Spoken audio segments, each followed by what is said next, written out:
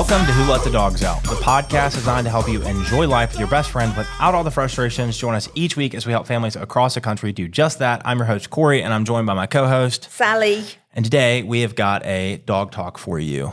We have got a fun. Yeah, it'll be fun. It's going to be a good one. Fun dog talk. We're debunking dog myths. There's all sorts of dog myths that have been around for definitely before I was a kid. I've only been around 28 years. But I remember like growing up, like hearing like dog's mouths are cleaner, or like the clean it, like super clean. That's on or my list. Like dogs always wag their tail when they're happy or whatever. Just like stuff like that. I remember always hearing that as a kid. And so we're going to debunk some of these myths today.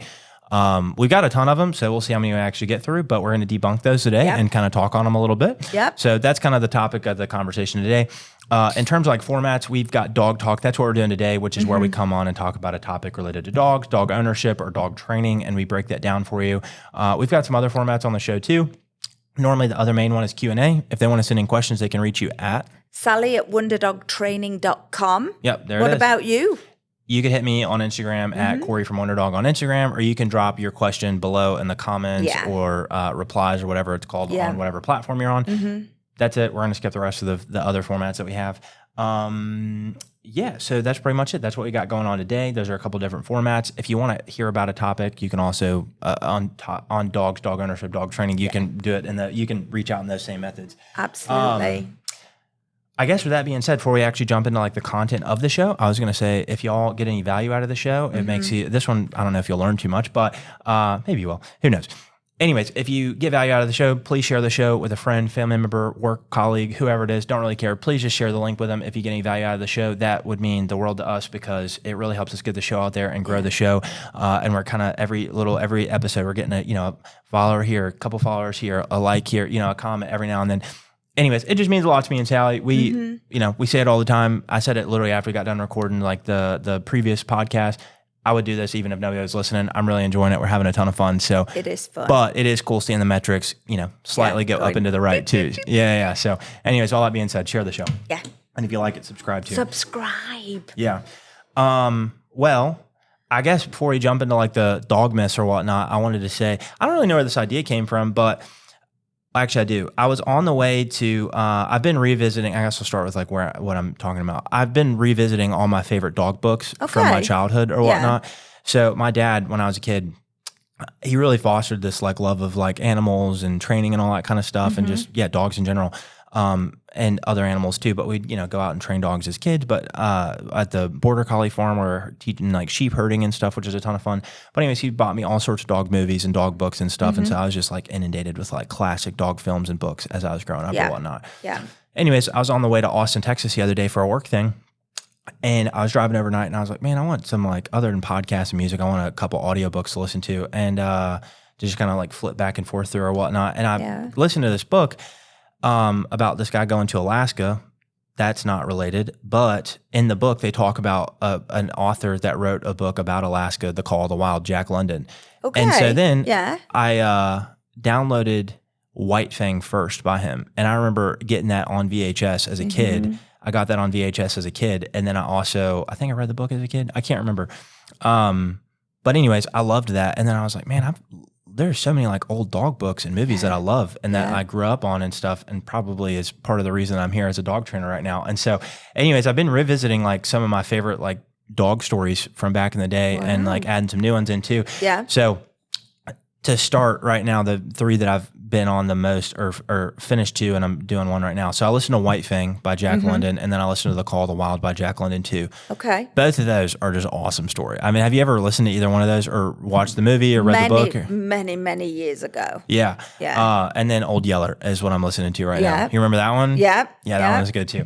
I forgot how much I really enjoyed like those stories and stuff. Like White Fang, I mean, that story was so cool. I mean, it was like, him being a little puppy wolf and then, getting his mom finding, the Indian tribe or whatnot and going back to them, and then him, growing up with them and then getting sold, and then, just all the stuff that comes along with that, and then ends up with like a really great person or whatnot. It was really cool.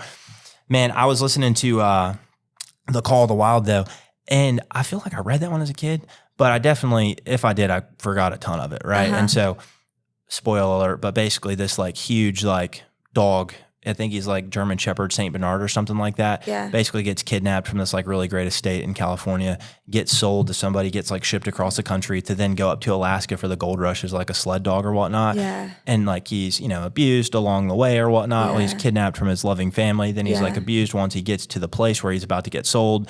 And then gets sold to these two like mushers from like Canada or something like that. They treat him pretty good. Then he gets sold. Then they do like these huge treks like all across Alaska and stuff. And then he gets sold again back into to another person like right after this like huge long trek. All the dogs are tired, but they sell their whole lot of dogs to this like people to this couple, or it was a group of 3 people. Anyway, so they end up with like 14 dogs, which apparently is too much to mush dogs with. I don't know anything about dog mushing. Me neither. But that was like one of my, I just thought that'd be so cool to be a dog musher when I was a kid. Yeah. And so anyways, then he gets sold and then he gets rescued by this guy who ends up like taking really good care of him and like, becomes his like master or whatnot. One of the things that I thought was funniest though in White Fang, the dog, because it's kind of written from the perspective of the Dog's perspective. Mm-hmm. Every time he refers to a human, he refers to him as gods. And I just thought, I thought that was so funny. Like the gods have, done this or done this, or, the gods can make fire or whatever. It just like, it was just really funny. Like how you think like a dog would think about a human or whatnot. And, and then, like I said, I'm listening to Old Yeller right now. So, it's been fun. I must admit, I will have read dog stories, dog books, but dog movies, oh my gosh, can't beat them. Yeah. We need to make like like each of us make like a top 5 list and do like a podcast on that or something. Should. Yeah, dog books and dog movies and stuff like that. Because I remember too, like as a kid, like watching like Snow Dogs and 8 Below, like those movies were awesome, and really made me want to like sled dogs. I literally had a plan to run away to Antarctica and buy sled dogs along the way as a kid, because whenever I saw 8 Below, I was like, this is the coolest thing ever. Like I've got to do that. This. Yeah. Anyways, I've never mushed a dog ever or, done sled dogs, but I think it'd be a lot of fun. Are you like me though? So if there's a movie and like dogs are in it, and if the human gets hurt, you don't care, but if the dog gets hurt, you're like beside yourself. Yeah, for sure. Definitely a little bit. The humans, you're like, oh, just get over it. With the dog, you're like, oh no. Yeah, no, for sure. Yeah. On the movies list, like I think one of everybody's favorites, but like an absolute tearjerker, Marley and Me. Talk about a movie that'll mess you up. Why do we right? do that? We know what's going to happen, but you have to watch it. You have to do it. You have to do it. And you go through all that pain, and it's just like, oh, yeah. Yeah. Another one, I think we mentioned this one on a podcast way back when, Dog's Purpose. Okay, I had actually never seen that. I remember the trailer coming out in 2017, and then I never actually ended up seeing it, and I just rented it the other day on Amazon Prime and watched, I think I with watched Dennis half of it. Quaid in it, where the dog like reincarnates or something? Reincarnates and goes and does some, and then finds it. Yeah. That was a tearjerker. Yeah, I didn't get through it. I think I ended up just crashing out, but so I didn't actually end up making it through the movie. I have the book, but I didn't actually make it through the movie. I thought the movie, when I was watching it, it was good, but it seemed just a little like elementary for me. I don't know, it just wasn't. Yeah, it's one of them easy watch things that you have on in the background. It didn't like pull me the same way that maybe like 8 Below did or something like that. So, but anyways, I've really been enjoying it. Yeah, we need to put a list together because there's another movie and I can never remember the name, and it's a true story. Yeah. And this is a sled dog, and it's set way back when with. Oh, it's a Disney movie? I don't know whether it's a Disney movie. It came out kind of within the last like 5-10 years. I know what you're talking about. Yeah. Yeah. And he goes across the frozen lake to get the medicine. Yeah. I haven't seen it, but I saw the trailer for it, or saw it pop up when I was looking up like classic dog movies. I was gripped with that one more than I was like the Dog's Purposey thing. But you know what? Come to think of it, I had a client one time that had like 3 or 4 huskies, and we ended up training like all of them. Like one, they had 2, then they got another one. We trained that one, and I think we trained the 4th one. I can't remember. But I remember them playing that in their house, whatever I was over there doing the training or whatnot. I remember them playing that in the house. But you know what? We should get in touch with them and ask if we can put all their dogs in harnesses. Teach them to mush. You have my little wheelchair that goes into like manual. and see if they can pull you along the street. That'd be fun. And that'd be the closest you'd get to be a Memphis There's a whole sport musher. called urban mushing. Really? I don't know if it's a sport, but it's a thing for sure. Urban mushing, where like you get in like a little like cart and have dogs like run you and stuff. Yeah. Yeah, I could see you doing that. I can see you doing it. Just a thought. Anyways, I guess we should get on to doing I know, you and I could just talk dog like myths. this for forever. So, yeah let's do, should we do some debunking? Let's debunk some myths. Okay, well, you've already hit on a couple of what I've got on my list. So, only happy dogs wag their tails. That's not true, is it? Yeah, that's definitely not true. Yeah, I mean, the first one that comes to mind is like tail flagging. So if a dog's in like a huge state of arousal, the tail will still stand straight up in the air like a flag, maybe curved a little bit forward, and then it like will wag side to side a lot. That's called tail flagging. Some dogs' tail's position is just naturally in like a flagging position. So like you have to like know the breed and different things like that. Yeah. But that's one. Dogs can also wag their tail when they're like being aggressive and stuff like that too. So yeah, that's definitely not true. Yeah. And a tail wag is not necessarily like a truth teller. Like just because a dog's wagging his tail does not mean you should pet it or whatnot. I notice with Lenny sometimes when he's a little anxious, his tail's tugged, but it's still wagging. Yeah, that can happen too. Yeah, and they're a little nervous. Like they're a little nervous, but their tail's going underneath their legs a little bit. Yeah. Okay. Number 2. 1 dog year equals 7 human years. Is that true? I think it's just relative to time. I think it's just like on a relative. But at the same time, like dogs in the life cycle are like marked as like an adult around like the 2-year mark. And then they're like seniors at like 5 to 7. And if you multiply 7 times 7, 14. There you go. You do math. Yeah. I mean, it seems to line up to me. It's been around for a long time though, hasn't it? Yeah. I haven't personally experienced anything to say that that's not necessarily true. Yeah. Yeah. Yeah, it's a good one. It's been around a long time. Okay.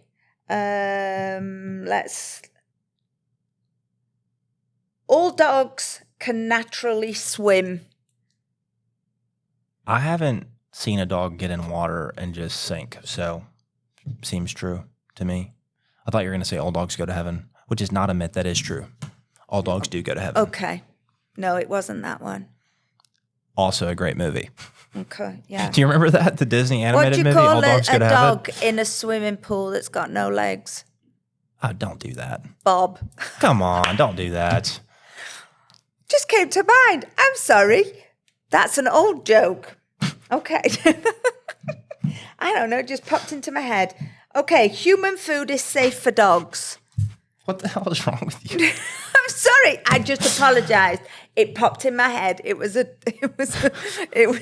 you said you'd never seen a dog sink. So that made me think of bobbing. And that's where the joke came from. Moving on. I guess we don't really do Sally jokes on the show, but not Sally dark jokes. Jesus Christ. Sally does dog jokes. Dark jokes, not dog Dark jokes. Oh, Yeah, I thought you dark. said Sally doesn't. Sally. Anyway, human food is safe for dogs. Some of it. Some of it. It's not all of it, though, is it? Yeah, there's a ton of stuff that's not safe for dogs. I mean, the first ones that come to mind would be like grapes or raisin or like fake sugars or I think avocados. I mean, there's a whole list. We post it like every year around Thanksgiving or whatnot. We do. I mean, chocolate. We do, yeah. There's just a lot of stuff. I mean, sour gummy worms are perfectly safe for dogs. yeah, you're putting out a myth right now on live. That's wrong. That's not true. Mabel loved them. Anyway, yeah. Maybe in moderation. You probably shouldn't give her dog she only had one, and that was just a tester. And she would eat anything. She was like a freaking food vacuum. Yeah. Yeah, but anything with like fake sugar though. One of the big ones to be aware of is there's a fake sugar called xylitol that's like in like a lot of like gum and different things and stuff. It's basically fake sugar, but that's like super toxic and very deadly to dogs. So watch out for that. Watch out for that in the ingredients list. Yeah, not all human food is good. What about dogs see in black and white? I do think that is a myth. I can't remember, but I remember in dog training school we learned that they do see a small range of colors. It's not black and white like we used to think it is. Yeah. Off the top of my head, I want to say blue and yellow. That sounds about right. Yeah, because I remember them showing like a picture of like what it looks like through like a dog's lens or whatnot, like a green tennis ball and green grass. Like they can't see that, but if you put like, maybe that's why the chuck it balls are orange and blue, because they can see orange and blue or something. That's Yeah, maybe they can see. Yeah, I do feel like it's something do everything blue, in orange and blue, don't they? Really? Yeah. I think there's something about orange and blue that they can see or whatnot. So blues are definite in there between us. I With think our so. range of knowledge, Maybe we're putting out a rumor right now, a dog we myth. could be. Yeah. We can just steer people in the wrong direction, can't we? No problem. Okay. Oh, this is a horrible one, and it's been around a long time. Hit it. Rubbing puppies' noses in their accidents helps potty train them. I don't think you should literally put their nose in it, but I don't think there's anything wrong with showing a dog where they went to the bathroom and getting onto him and saying bad dog and like kind of doggy shaming them a little bit. I'll say this. That one, we did that like growing up, like as a family, like with dogs and puppies and stuff like that. And it worked, like the old, like, put their head down by it and like pop them by on the butt. No, I don't think that's like a good thing. And I'm not suggesting that people do that. I'm just saying people did it for a long time and their dogs got potty trained. I do think that after a diligent amount of time telling like the dog, teaching the dog, like a diligent time practicing potty training and stuff like that, like telling the dog like, yeah, we're showing you, okay, we're going outside, we're rewarding you for going, we're showing you where to go, all that kind of stuff, taking you on walks, giving you ample opportunity. If the dog like keeps potty in the house, then I do think showing them where they went and telling them bad dog is good. I'm not saying pop them on the butt. I'm saying like just showing them where they said bad dog and saying no. This myth was like you physically got your hand at the back of the head and rubbing the. Yeah, we didn't do that that's what I'm saying. This has been around a long time. Oh yeah, no, I remember. I remember my parents rubbing the dog's nose in the pee-pee on the carpet. Yeah. That's nasty. Definitely nasty for sure. And I don't think that a lot of puppies really know like what to do or not do. Yeah, so it's just like they need to go. They just stop and go. That's why I think you got to like give the dog like ample opportunity to practice. And then if you were going to like doggy shame them for like, potty in the house, then you would do that, but I don't think you should do that or pop them or anything like that. I think you should just keep doing it. I think you should do a better job on potty training. Just a quick asterisk though for people. If your dog continues to like, if let's say you're doing, I think we did a whole episode on potty training. Go back and listen to that. If you're doing all that stuff that I talked about on that previous episode and your dog's still pottying, you should possibly look into like maybe it being like a medical issue if you've done it right for a long time. Now there's an element to like it could just still be a young puppy and like maybe you think you're doing the right thing but you're not or something like that. But just checking on UTIs and like diet and stuff like that could be something to check in on as well. Good advice. Okay, dogs eat grass because they feel ill. I don't know. I think that one, I could be wrong, but I think that one checks out. I think it soothes their stomach or something like that. Or like it makes, they think it soothes their stomach. Because I know every time Mia eats grass or whatnot, she ends up throwing it back up later. So I don't know. Yeah, my two dogs eat grass. I don't know if she digests it, but I think there might be an element of it soothing their stomach. Like, a few episodes ago, I asked you the question, like, what do dogs do to better their own situation? Clearly, it does something for them. It does something for them. It's funny that all dogs do it as well. It's not just certain ones. Yeah, I don't think eating pampas grass. Pampers grass? That's what Sully's eaten all of my pampas grass. Though. What is pampers grass? It's the long sticks with the plume that's like. What? I'd love to be able to show you, but Sully's killed it. I have no clue what you're talking about. It's a plant in the garden, and it's really pretty, and it grows this really like feather-like plumes at the top. Where do you have a garden? Cheeky monkey. I've never seen a garden at your house. At the side of the pool, there's this big plant thing, and it has... The wooden thing? What wooden thing? It doesn't even matter. Anyways, have you ever heard of pampered grass? Because I haven't. If you have, let us know in the comments, because I have not ever heard of that. Sully loves it. Next myth, please. Next. Garlic is a natural flea and tick remedy. I've only heard that as a rumor, but I have met people that have said they've tried that, and they said it works. Now, I remember when I used to work as a waiter at Bob Evans way back in the day, I remember a guy who ate garlic every day himself, and he made his dog eat it too, and said he never got fleas and ticks, and his dog never did either. There we go. So I don't know if that's true. You could just use a flea and tick medicine. That's always a solid option as well. But I'm going to put that one in the rumor category or myth category. Okay, I don't know if I can debunk that one or if it's real or fake. Okay. This is a good one. All right. A dog's mouth is cleaner than a human mouth. I remember hearing this one as a kid all the time, and I don't know Me too. where people got that. But dogs lick their asses. I know. Like, and then they come and lick all over your face. How can that be clean? yeah. I mean, they eat dead frogs. Shush now. They grab frogs. I know. They'll drink mud water. I mean, there's no way. Humans brush their teeth. I don't think mouths are clean. Full for stop. humans or dogs. I don't think. I mean, because Yeah. if you eat stuff throughout the day, you've got, bacteria and stuff. But like dog, unless you're brushing your dog's teeth every day, which I don't know anybody that does that, like their mouths are not clean. They're not clean. No. Yeah. That's a myth, everyone. Yeah. Tell us what you think. Yeah. That's, who came up with that? Where did that even come from? Where did all of these come from? Clearly somewhere, because they would, it's like wives' tales, right? Maybe it's just somebody who wanted to make themselves, reassure themselves, make themselves feel better, because that's just like, yeah. 2 puppies at once is the best. Like siblings. It can be. I suppose I think it has fors and against for both, doesn't it? Yeah, I mean, I definitely think there's pros and cons. 2 puppies that get to play with each other and wear each other out and stuff like that. There is such a thing as littermate syndrome and stuff, which definitely does happen. Mm-hmm. Maybe we talked about that on a previous podcast. We did. We did? Okay. We did. Yeah, so, but yeah, there's pros and cons. I don't know if it's best. I don't know if it's the worst. I don't know. No. I wouldn't tell somebody to either do it or not do it. It just, if you want 2 dogs. I think it's a lot of hard work. Yeah, if you want 2 dogs, buy 2 dogs. If you don't want 2 dogs, buy 1. Absolutely. If you want 3, get 3. If you want 10, get 10. Yeah, now you're pushing it. I'm buying you another puppy for Christmas. No, you are not. I'm bringing you a puppy.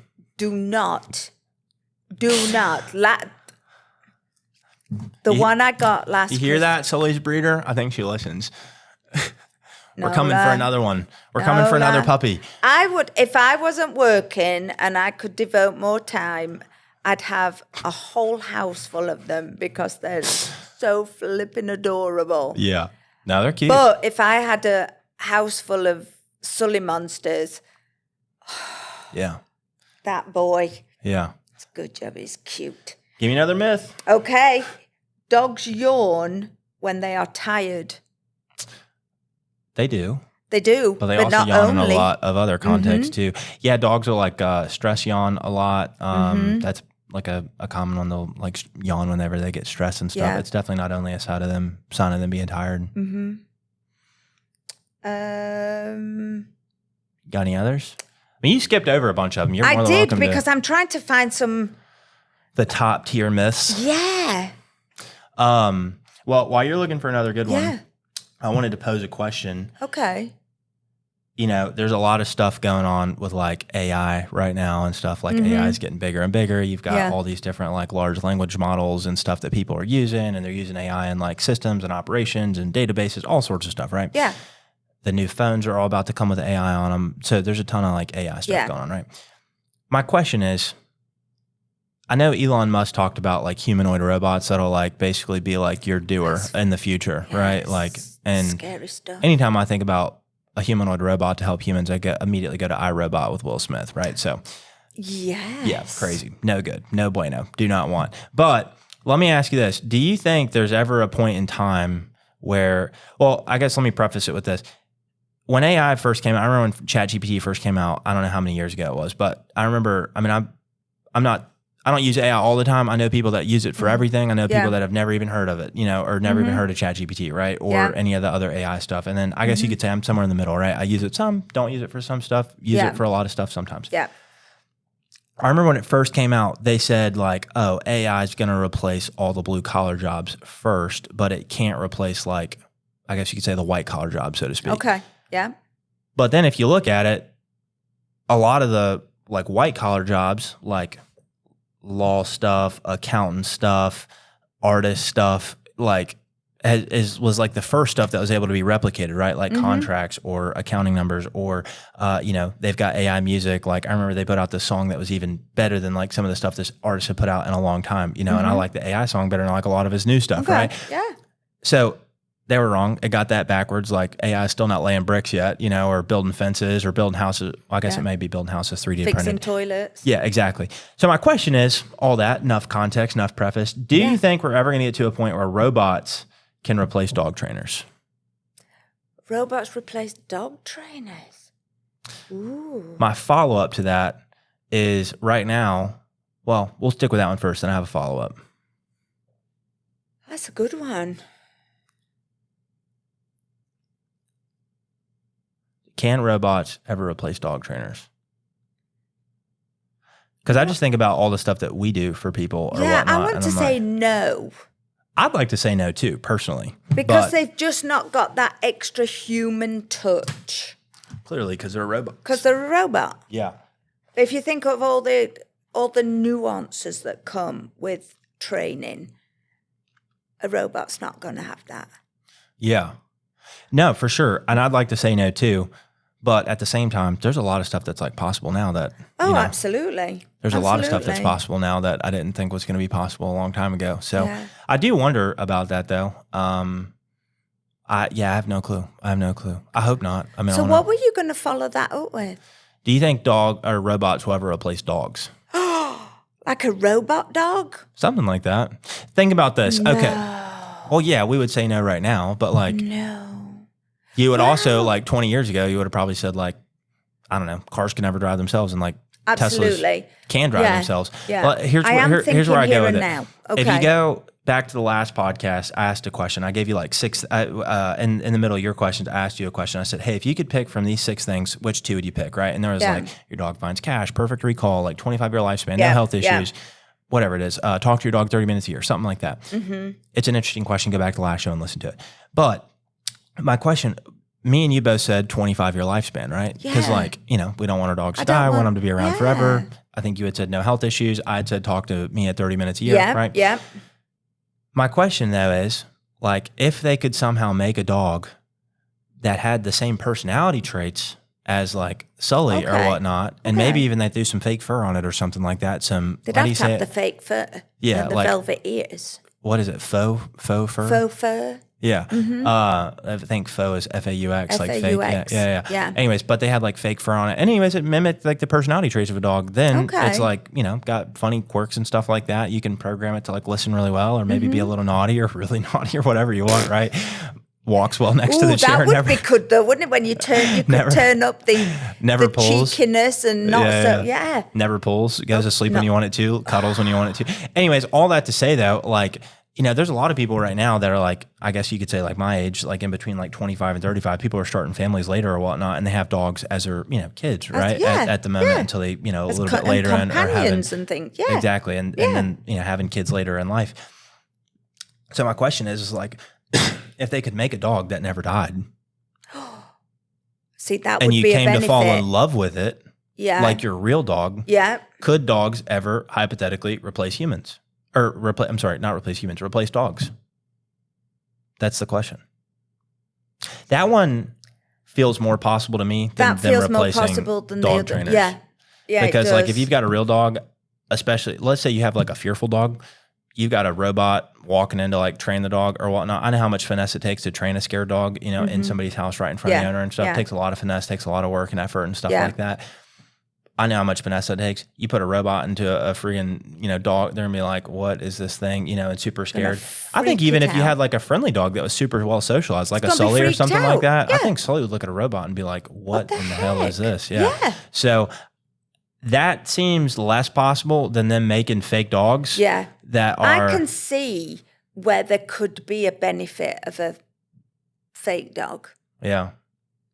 Because then, for people that do work extremely long hours, they can just turn their dog on when they come in. And then they don't text your dog beforehand, text your dog's computer. I'm about to be home. Please be excited to see me, right? Maybe jump a little bit, but not too much. Yeah. See? I don't know. I think this brings up like a much larger question. Like, I don't want to divulge too much from like the topic of the podcast or just like but it brings up a bigger question of like, at what point do we say like enough is enough, right? Because like AI is going to take a lot of human jobs, right? When they have like cars and trucks that can drive themselves, think about how many people are truckers that are not going to have a job anymore. Think about how many people work in warehouses that like, you know, they might not want to own a business or be an artist or this or that, but like they pick boxes, you know, 10 hours a day or whatnot. And like, that's a meaningful, noble job to have. Like, you've got a purpose, you're doing a job, right? And they've got, you know, little robots that can drive around a warehouse and move faster and lift heavier and stuff like that don't have fatigue. It just brings up like a big question about like, I think AI and replacing people. And like, if you could get a fake dog, like if you could get a fake dog that instead of a real dog, like at what point do we just say, no, I don't want that. I want a real, like, cause like, I don't know, baby. That means then, especially if you could like, and the larger picture of that is if we have more robotic fake dogs, then there's going to be no need for like breeding and things. So we're just going to wipe out species of dogs, aren't we? They'll be gone. Yeah. I don't know when that's coming, but I'm sure somebody out there, not in my lifetime. Some startup right now is working on making like replacing dogs. And like, you know, I think at first people are gonna, you know, what's the saying? It's like at first it's like, you know, hated. It's a novelty, isn't it? At first I know it's like they bring hated, out like these little robotic dogs for kids, don't they? Yeah, I think I had one of those as a kid or something. Very you know? basic that you can walk it and. Yeah. I just like I said, at what point do we be like, no, I want like a real life. Like, I don't want to live. Well, if you offered me a robot dog now on Sully, Sully's my dog. No, I get it. But you've also got a relationship with them and things like that, and it's going well. Yeah. Another thing, like, okay, let's say like we get, you know, put those goggle things on and we're living in the metaverse now or whatnot. Yeah. So we've got this thing strapped to our face and we're living in a fake world every day. So we're sitting in a real world. We're in a chair. We've got this thing on and we're controlling ourselves. And now we've got our fake dog in the metaverse that we can like code and program to be. It's like, that's not real. Like, I don't know. Maybe I'm just too human. I like real life. I like, you know, Mia, flaws and all, you know, like, yeah, she was sick a few weeks ago and I had to take her to the vet for a few like health issues. That's real life, you know. Yeah. But that's something I gotta, you know, have to. Unfortunately, she's fine. But like, that's real life, you know. Like, I like that every now and then, you know, she listens really good, but every now and then she'll, you know, tear a tennis ball up or a toy up or something like that's real life, you know. It's like, if I didn't have to work hard to like get her to the point that I wanted to, I probably wouldn't appreciate her as much. If I didn't get her and she didn't get kicked out when I was, you know, when I had just gotten her because she was so bad and I had to do my own boot camp and that really started my big journey as a dog trainer and whatnot. If that didn't happen, like I wouldn't appreciate her as much. I wouldn't be here right now, you know? And so that wouldn't happen with a robot dog, you know? And so, yeah. Anyways, like I said, it just kind of made me think. I was just thinking, a real good, there you go. Comment. What do you think? Would you have a robot dog? Or a robot dog trainer. Anyways, we definitely digress quite a bit off of robot dog trainers. We digress quite a bit off of dog myths, but we did, but that was a really interesting segue. Love it. Yeah. Okay, well, let me hit you up with a couple more, and then we'll couple more myths. We'll say goodbye to everyone. Okay, so always spay or neuter at a young age. Always spay or neuter at a young age. I think young's relative. Well, there's been studies, haven't there, that they say it's better after a year old, and I think especially for males. Yeah. Because of probably growth females too. And bone density and well, I was saying. Yeah, I'll say this. Like I said, young's relative. I'm once again not a vet. I'm a dog trainer, so I'm going to stay in my lane of dog training. However, I will say that when I first started 6.5 years ago, like started this business 6.5 years ago or whatnot, it seemed people were getting their dogs neutered and spayed very early, very early. Agreed. Like I'll agree on that under one. 6 months old. Yes. And I was like, this feels off and this feels weird. It just was kind of like an intuitive feeling. I didn't really know much about it or whatnot. I feel like the culture's changed now. I think so. To where people are starting to realize that we made a mistake and we need to go back to waiting longer periods of time to get dogs spayed and neutered because, I think the culture's kind of changing because people are waiting a longer time to get their dogs spayed and neutered. Mm-hmm. My general advice as a dog trainer, once again, not a vet, talk to your vet. Yeah. If they tell you to get your dog neutered at like 12 weeks old, I might talk to a second. I might get a second or third opinion. But I would typically say for males, at least wait till they're a year old. And I'd say females wait till their first heat cycle's over with. Like go through one heat cycle, make them wear a diaper. It's going to be disgusting. It's going to be gross for a couple weeks, but literally just make them wear a diaper for a couple weeks. Yeah. And just go through the first heat cycle before at least one, minimum one. I'd probably wait till at least two though, because there's something to be said for like dogs developing like bone density and strength and like hips and muscles and hormones and different things like that. And all that stuff is a part of the process, right? And like you get, you cut out all those like reproductive organs and stuff that are responsible for a lot of like the, hormones, chemicals, whatever. I'm not a scientist, but, that are responsible for those growth things. I think that definitely plays a big part. So I would definitely say wait till at least a heat cycle or two, preferably two for females and at least a year old for males before you do that. I think there's also studies that show, and once again, don't quote me on this, but I think there's also studies that show that if you do it too young, like dogs can like retain like puppy-like traits forever if you get it done too young as well. So I would say if your vet tells you something, I would say if anybody tells you something dog related and it seems off, maybe get a second or third opinion before you do it. Don't just jump and take the leap, Yeah. I was also going to say that one of the things was I'm thinking males that, get them fixed, it calms them down, they won't be so dominant, blah, blah, blah. That's a big myth too, but that's actually a myth, Yeah, that like if you get your dog neutered or spayed, it's going to like calm them down. I think it's more particular around males, like it's going to calm them down or whatnot. Yeah. And people look at getting their dog fixed as like a big, oh, this is going to be like a blanket, like fix all thing. Yeah. That's not how it works. No. Like you can't just get your dog fixed and then them stop doing bad behavior. I've met a million neuter dogs that jump on people and pull on the leash and run off if they don't, they're off leash, like I've met a million of those dogs. So that doesn't. And we've had dogs come out to the games where they're around other dogs and people and in social situations who are not fixed and they are calm and well trained. Mm-hmm. Yeah. So I do think there's something to be said for like, if you've got a dog that's like very dominant or whatnot, like and hiking their leg and peeing in the house and stuff, I think getting neutered can like help with stuff like that. Like take away some of the dominance and like lower, testosterone and stuff. It can help with stuff like that, but it's not going to just be my dog's hyper, now he's going to be calm. My dog's like, doing all this bad stuff, now he's not going to do that. That's not how it works. No. So that is definitely a big myth. Big myth. I hear that one. That was super common, but I do hear that every now and then from people. Yeah. This is fun. Give me some more. Okay. You got a bunch there. Just read them. I do. It's important to show your dominance. That is a really old school one. Or like be the alpha. You get people saying that. Well, I'm the alpha. Yeah. I'm kind of pushing I guess you could say maybe in between on this one. So like I definitely think it's important that like your dog knows you're the leader and you're the boss and you're running the show, and you say something, you mean it. When you have a rule set in place, they follow the rule or the boundary or whatever it is. I do think that is important. And I do think you should be like the leader of the pack, so to speak. If there was a hierarchy, you should be at the top of the hierarchy. All humans should be ahead of dogs, right? Like dogs shouldn't be able to say like mom and dad or dad and mom, and then I'm above the kids or something like that. That's not tolerable. That's not okay.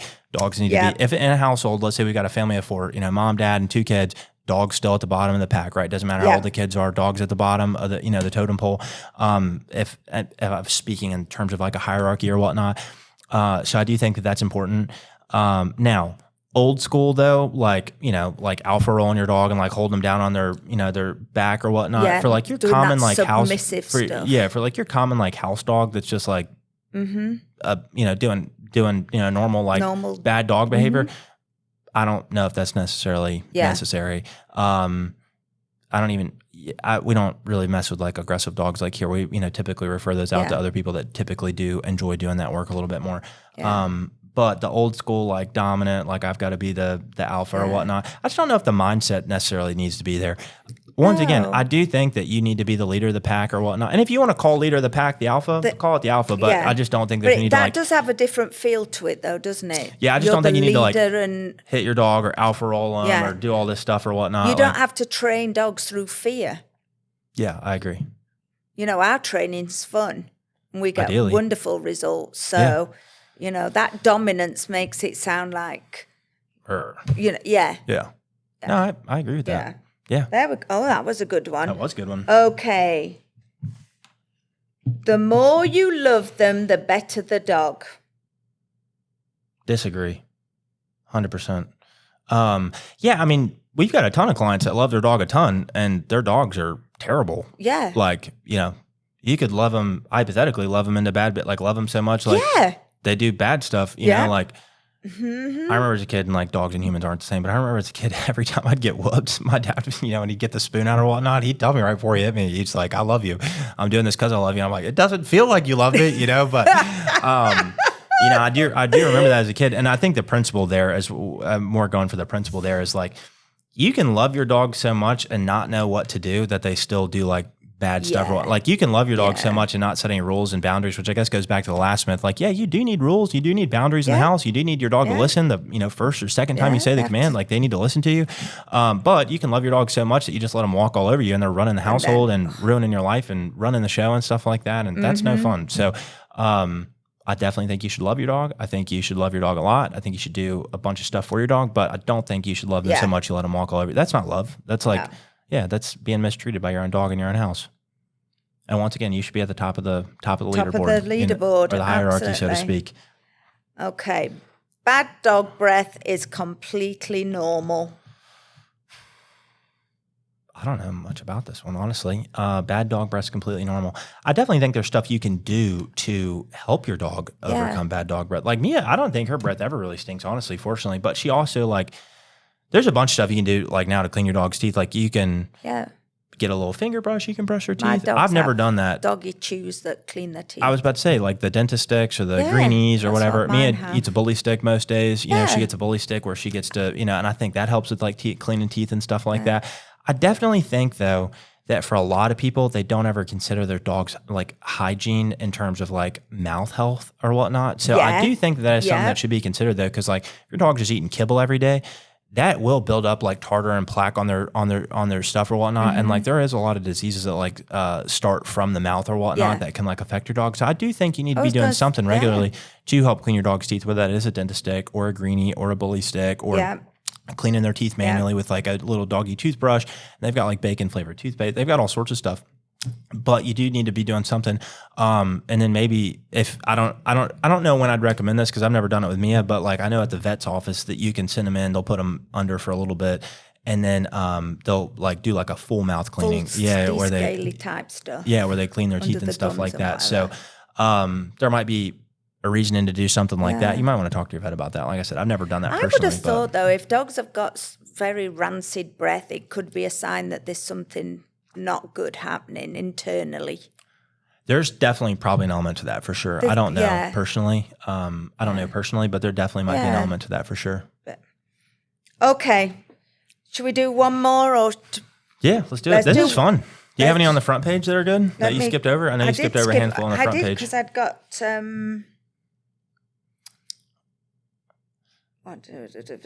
While she's doing that, while she's finding a good one, if you're this far in, what's the first breed of dog you ever had? Let us know in the comments. First breed of dog you ever had. Okay. Well, this is okay. Last one. Boo, last one. Yep. This is fun. This is probably one of my favorite ones we've done so far. Dogs hate cats. I don't think that should be the last one. That's not even that good. Oh, okay. But they don't hate cats. I don't think they hate cats. I think some dogs hate cats. Cats hate dogs sometimes, really. Yeah, I'd say that's probably more common. I think most dogs are just like curious, like that thing is different than me. It also lives in here. Yeah. Its food smells better. It gets to poop in a box. And it runs fast so we can chase. And it can jump on stuff that I can't jump on. Yeah, it gets up And high. It poops in a special box. Yeah. Its poop tastes like gold, you know? Yeah, crunchy gold when it's covered in stuff. Okay, let me find another one. Real quick, we're gonna do a segment on the show one day where we're like, if dogs could create conspiracy theories, which ones would they create? And there is one that's like worth noting right here because, and I've been taking a list every time I ask somebody and they give me a good one, I'll put it down on the list. So we've got a bunch of them. But one of them is that like the humans sell the cat poop because every week they scoop it out and take it somewhere, they they get mad at me when I eat it, but then they take it away, and so they must sell it somewhere or something like that. So that'd be like a funny doggy conspiracy. A good one. All right, last one. Make it a good one. Dogs like hugs. Is that really a myth? That I got off the myth thing. That's why it's written down on my list. I'd say that some dogs probably like some hugs. Dogs, some don't I would like say hugs. some, just like humans. Yeah. Some people like hugs. Some humans like hugs and some humans don't. Do not like hugs. Yeah. Yeah. I mean that seems right to me. Yeah. Okay. Well, I've had fun with this one. This was fun. I really enjoyed that. Yeah, I'm glad we finally did that one too. We've had that one in the bank for a while. We have. Save up. We've had it in our save for later. Yeah, we didn't do it though because you lost your notebook and then you just found your notebook. I found it again. Yep. You want to tell them where it was? No. Under a big pile of junk. That's where it was. Under a big pile of junk in my garage. Anyways, yeah, guys, thank y'all so much. If y'all tuned into the end, thank you so much for listening. I hope y'all had some fun with this. Then, like I said, there's a few things that we asked y'all to let us know your thoughts on, but the big one was, will robots replace dog trainers, and will robots eventually replace dogs? And so, yeah, let us know what you think about that. Because like I said, we spent that was a good one. Spent some time on it. We sure did. Yeah. Anyways, guys, if y'all want to learn more about Wonder Dog and getting your dog trained, you can go check out the description below. We've got some links there where you can learn about in person or online. You can also, that's pretty much it for that. I was going to say, if you want any value out of the show, this one definitely should have made you laugh and think a little bit, and definitely been thought-provoking. So we just request that you share the show with a friend, family, colleague, somebody else that loves podcasts. You got a fellow friend in your life that likes podcasts, send them this one to listen to and see if they like it. Yeah, so that's that. And then if y'all want to keep getting the show, we just ask that y'all like, follow, subscribe, all that good stuff on whatever platform you're. Click the button. We're working towards your goal here. So, click the button. Yeah, click the button, follow, subscribe, like all that kind of good stuff. And I think that's pretty much it. I think so. Okay. We'll see them next time, shall we? See you guys. Thank you. Goodbye.